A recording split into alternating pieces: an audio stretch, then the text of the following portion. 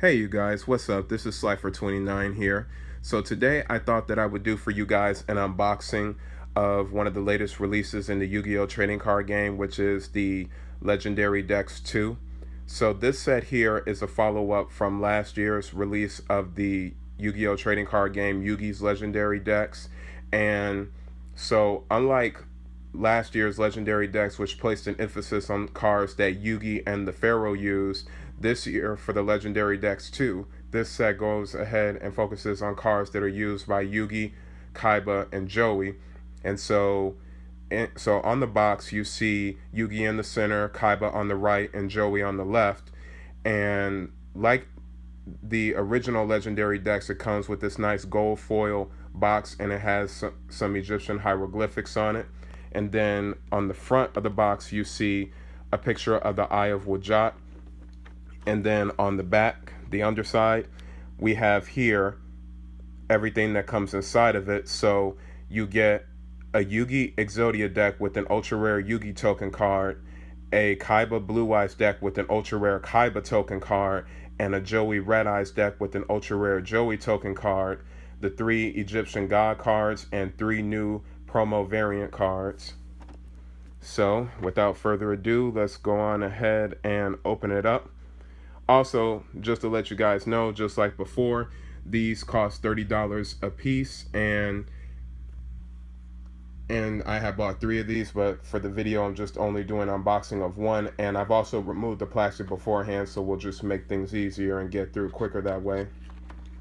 So these are the 3 new promo variant cards: Dark Burning Attack, Dark Burning Magic, and Eternal Soul. So, starting with Dark Burning Magic, it's a normal spell card, and its effect is, if you control a Dark Magician Girl monster, destroy all face-up monsters that your opponent controls. So it's like a nice Raigeki or Lightning Vortex for Dark Magician Girl, and it's nice to see Dark Magician Girl getting some support. And then in the center, we have Dark Burning Magic, which is a quick play spell card, and its effect is, if you control monsters whose original names are Dark Magician and Dark Magician Girl, destroy all cards that your opponent controls. So this is like a nice a nice Black Rose Dragon, like Judgment Dragon, like kind of field bomb for your opponent. And then lastly, we have Eternal Soul, which is a continuous trap card, and its effect is, every Dark Magician in your monster card zone is unaffected by your opponent's card effects. If this face-up card leaves the field, then you destroy all monsters that you control, and you can only use the following effect of Eternal Soul once per turn, and you can activate one of these effects. So you can either special summon a Dark Magician from your hand or graveyard, or you can add a Dark Magic Attack or 1,000 Knives from your deck to your hand. And I know that of the 3 cards, this one has been the most sought after, because lately a lot of people in the current meta have been running some Spellcaster and Dark Magician decks, and this card is really the shot in the arm that the deck needed. So I'm really curious to see how good the deck is going to be with Eternal Soul now finally being released in the TCG. So that's always a cool thing. Put that to the side. And then moving on, we have the 3 Egyptian God cards, and they're all in here as ultra rares. So you got ultra rare versions of Slifer, Obelisk, and Ra. And so from last year's release of the Yugi's Legendary decks, they did include the Egyptian God cards, but they were the original collectible, non-playable versions. So it's good that this year that Konami has decided to include the legal versions of the God cards in here, because this is good for nostalgic players, and I think it's also good for new players that do like the Egyptian God cards, but they might have been seen by some as somewhat being kind of hard to get. So it's good that they're more readily accessible in here. So that's always a good thing, and I'm a huge fan of the Egyptian God cards, because I'm thinking one of these days I would like to build an Egyptian God card deck, but I'm hoping though that one day the creator God of Light, Harakati, will come out, but you never can tell with Konami. So moving on to the main event, we have the 3 decks right here. So in the center we have the Yugi deck, to the left we have the Kaiba deck, and to the right we have the Joey deck. So I think we'll go on ahead and start things off with the Joey deck. So amongst the Joey deck, some of the cards in here, we have an ultra rare reprint of the Blackstone of Legend, return of the Red Eyes Flare Metal Dragon, Red Eyes Black Dragon, Red Eyes Black Flare Dragon, Red Eyes Archfiend of Lightning, Red Eyes Retro Dragon, Black Metal Dragon, Axe Raider, Alligator Sword, Baby Dragon, Jinzo, Goblin Attack Force, Gearfried the Iron Knight, Rocket Warrior. I'm telling you, just looking at these cards takes me way back. Blue Flame Swordsman, Time Wizard, Phoenix Gearfried, Gemini Summoner, Blazewing Butterfly, Dark Valkyria, Command Knight, Valkyrian Knight, which is a new card, as far as I know, Keeper of the Shrine. And so that does it for the monster cards.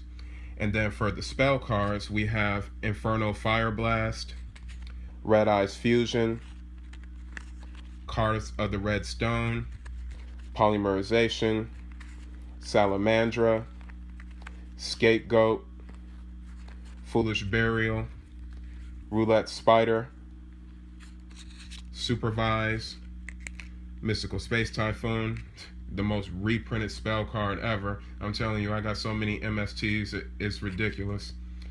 Symbols of Duty. And so that does it for the spells. And then for the traps, we have Red Eye Spirit, Kunai with Chain, Call of the Haunted, Torrential Tribute, Burst Breath, Curse of Anubis. And then for our extra deck cards, fusion cards, we have Archfiend Black Skull Dragon and Alligator Sword Dragon. And then lastly, for this deck, we have the ultra rare Joey token card, which I think is really awesome because I like that artwork from the manga and how it has Red Eyes Black Dragon in the background. So I think that's a nice collectible to have, especially if you're the type of person who likes collecting token cards. So that's always a good thing. So go on ahead and put this deck back together. Boom. Now, moving on to deck number 2, we'll go on ahead with Yugi's rival, Kaiba. My dear friend Kaiba boy. So, here in the Kaiba deck for the monsters, we have, well, starting with some of the cards here, we got an ultra rare of Maiden with Eyes of Blue, the Melody of Awakening Dragon, so that's good to finally see that in an ultra rare because I believe it came as a super rare, and I don't know what other rarity, if any, that it came in, but that's always cool. And then, of course, it can't be a Kaiba deck without Blue Eyes Ultimate Dragon and an ultra rare, so that's always good. And I think that especially if you're the type of person who wants to build a Blue Eyes deck, getting this, especially more than one of these, will really help you out with it. I mean, aside from like just getting Sage of Eyes of Blue, Blue Eyes Twin Burst, and maybe one or two other cards, though, this can essentially give you what you need to build a Kaiba deck. And then next we got Blue Eyes White Dragon, and I like what Konami did here because they gave us the three different, the three main artworks of Blue Eyes White Dragon because there are so many reprints of it, but I do like that original artwork from the Kaiba starter deck. And then I believe that this here was the artwork that was in Legend of Blue Eyes White Dragon. And this, I believe, was first introduced in the PC game Power of Chaos Kaiba the Revenge. So it's nice to see like three different versions of Blue Eyes White Dragon there.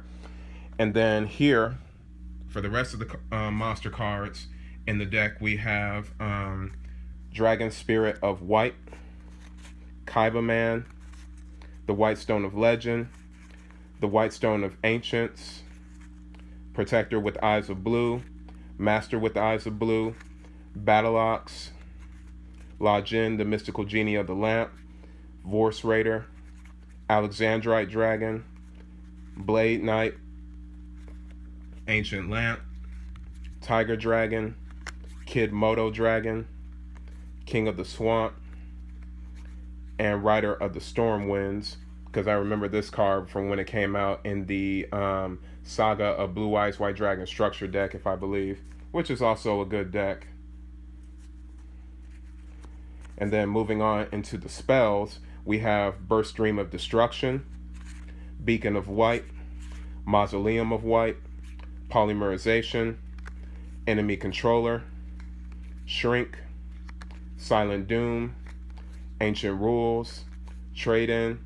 What when you got a level 8 deck though, these are the two spell cards you definitely have to run. Where Arf Thou, Pot of Dichotomy, interesting. Fusion Substitute, Unexpected Die. So that's it for the spell cards. And then going into the trap cards, we have Negate Attack, Final Attack Orders, Shadow Spell, Cloning, Fusion Reserve, and Jar of Avarice. So that's cool. This is actually one of my first Jar of Avarices because I never owned it from whatever set that it originally came out of. So it's good that they've included some pot and jar cards in here. And so for the extra deck, we have here Azure Eyes, Silver Dragon. Now, I know most of you are probably going to be thinking that it seems like it will be pronounced Azure, but if people have been saying Azure, they've been saying it wrong. It's actually pronounced Azure. So yeah. And also we have here the Fusion Monster, First of the Dragons. So all in all, the Kaiba deck looks really nice. They got some nice stuff going on with that. And now, lastly, we come down to the coup de grace, which is the deck of the king of games himself, Yugi. And this also introduces some brand new cards here. Oh, and I almost forgot, we got the ultra rare Kaiba token. And so you got that artwork of Kaiba from the manga along with Blue Eyes White Dragon. Always cool. Okay then, so back to the Yugi deck here. So of the 3 new cards that are featured in here, so you have what is like the cover card of it, so to speak, on the back, which is the legendary Exodia Incarnate. So it's a level 10 monster, dark attribute, spellcaster type. Its attack is question marked and it has 0 defense. And its effect is it cannot be normal summoned or set, and it must be special summoned from your hand by tributing 1 Forbidden 1 monster, and it cannot be special summoned by any other ways. So this card gains 1,000 attack points for each Forbidden 1 monster in your graveyard, and this card is unaffected by any other card effects. And once per turn during your end phase, you add a Forbidden 1 monster from your graveyard to your hand, and if this card is destroyed by battle and sent to the graveyard, you can reveal any number of Forbidden 1 monsters in your hand, and if you do, then you draw 1 card for each.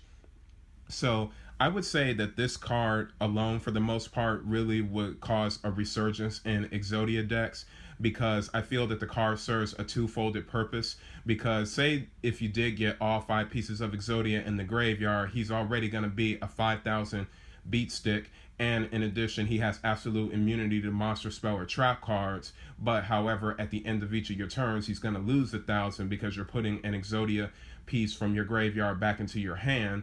But the reason why I say it's two-folded is because, like the card says, should it happen to buy the farm when it gets destroyed in battle, then for every Forbidden 1 card that's in your hand, you get to draw a card for each, and that would accelerate the process into drawing into the 5 pieces of Exodia. So I must say, I'm really impressed with this card. It really makes me want to build an Exodia deck. And then one of the other new cards in here is a spell card that is known as Ties of the Brethren. Now, Ties of the Brethren, this was a card that Yugi had used during his duel with the Pharaoh during the ceremonial battle. And so its effect is that you pay 2,000 life points, and then you target 1 level 4 or lower monster that you control.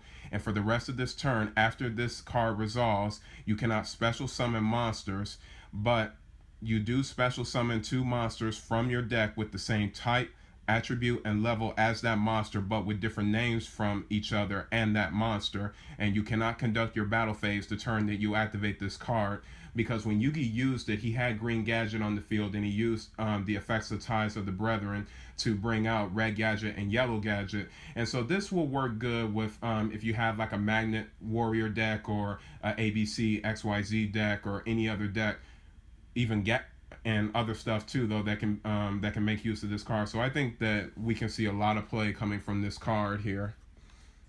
And then another new card here is an ultra rare card that is known as Obliterate.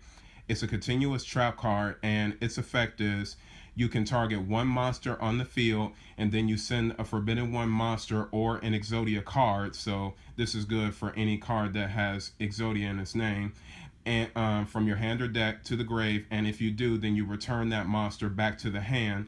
And if this card is sent from the spell and trap card zone to the graveyard, you can target a Forbidden One monster or an Exodia card in your graveyard and add it to your hand.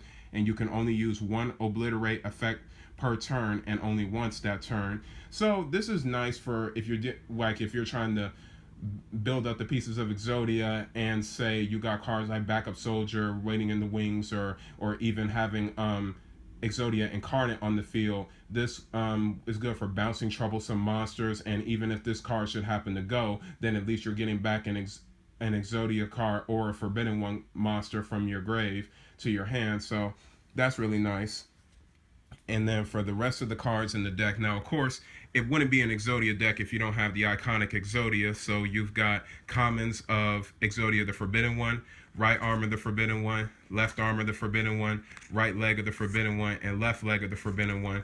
And I believe that this is the first time ever that Exodia the Forbidden One, the head, is finally released as a common, because it's been in many other rarities. And obviously I've had 3 of the legendary decks from last year, so I've got like plenty of Exodias. It's not even funny. So you can't even say that you can't build an Exodia deck. And then this is one thing about the deck right here that makes me happy is Exodia Necros, because I have the original Exodia Necros from Dark Crisis, and it's been reprinted twice. I believe the first time was in the Master Collection, either Volume 1 or 2, I'm not sure which one, and it was also reprinted in Dark Revelation Volume 4. So it's nice to see that this card has finally gotten a reprint. And Exodia Necros is a good card if you play it right. And next up, we have Dark Magician Girl, Buster Blader, Silent Magician level 8, Silent Magician level 4, The Tricky, Big Shield Gardner, Magician's Valkyria, Blast Magician, Blockman, Marshmelon. This card annoys so many duelists. And then Sangan. And also, for those of you that are unaware, Sangan has been errated. So its new effect is that if this card is sent from the field to the graveyard, add one monster with 1,500 attack points or less from your deck to your hand, but you cannot activate cards or the effects of cards with the same name for the rest of this turn, and you can only use this effect of Sangan once per turn. So it's not so bad, because I know Sangan's been on the ban list for a while, so it'll be nice to see this card like come back and all. And then and so I'm hoping they'll do it for Witch of the Black Forest also, but then again, I don't know. And then for spell cards in this deck, we got Gold Sarcophagus, Swords of Revealing Light, Magical Dimension, Magicians Unite, Tricky Spell 4, Thousand Knives, Dark Magic Attack, Contract with Exodia, Messenger of Peace, Dark Factory of Mass Production, Monster Reincarnation, Secret Village of the Spellcasters. Now I know this makes a lot of players happy, because this card is is like, I think about a $25 to $30 card, and I remember getting 3 of these when they were pretty cheap, so it's good to have extras of this card. And then Pot of Duality, always nice. I remember when this card first came out in Duelist Revolution back in 2010, this used to be like a $150 card, and I'm like, God. And then for the traps here, we have Mirror Force, Magical Hats, Magic Cylinder, Magician's Circle, Backup Soldier, always a must in an Exodia deck, and Gravity Bind. So, and last but not least, we got that ultra rare Yugi token card with Dark Magician. from the manga. So, all in all, I must admit that I am rather impressed by this set, and I think it was definitely worth the price. And I feel like before though, with the original Yugi Legendary decks, if you are nostalgic about this kind of product, I would definitely recommend getting it before they start running low, because unlike last year's though, this one is really popular, and I can't guarantee though how long that they may stay out and about. So all in all though, I really hope that you guys like this video, and just make sure to comment, rate, and subscribe, and give me your thoughts. And of these three decks, which is your favorite? Would you be trying to do any character themed duels or the like? And still, once again, just let me know what you guys think. But once again, this is Slifer29. Thank you guys so much for watching this video. Love, peace, and chicken grease.